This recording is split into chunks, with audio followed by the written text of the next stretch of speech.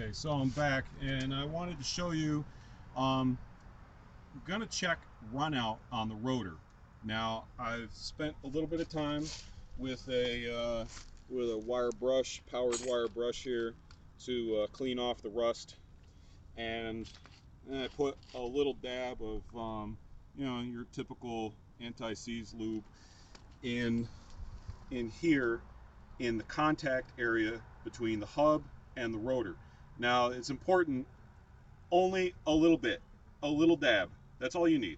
You don't need a lot because it's just going to get everywhere. If you got drips and drops and globs and stuff, get a rag, clean it up so that it doesn't get anywhere else, because you don't want anti-seize getting onto the pads or onto the rotor surface or onto the threads, because when you put it on the threads, that wrecks the torque specification and you'll probably end up breaking something off. We don't want that to happen. You probably wonder why I got a couple of wrenches on here.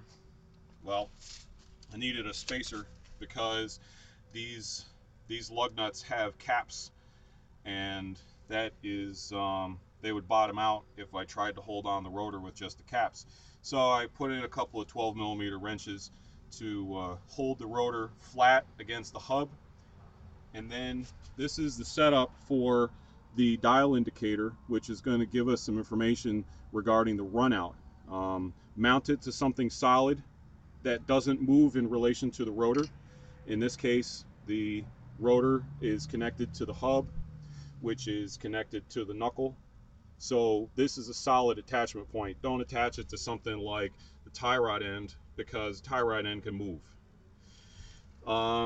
So this one, it's got one of those flexible arms, and I've got it mounted on the inside of the rotor in a way that I can turn the rotor 360 degrees. And I've already been through this once, and I zeroed this out on the lowest point, and I'm going to explain why. As I rotate this through slowly,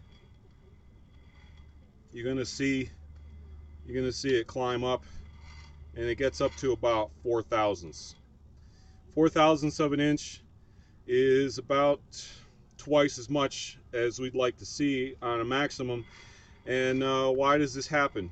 Well, there's imperfections in the mounting surface, perhaps imperfections in the rotor itself, or it's possible that the hub got bent, hitting a curb or hitting another vehicle. That happens.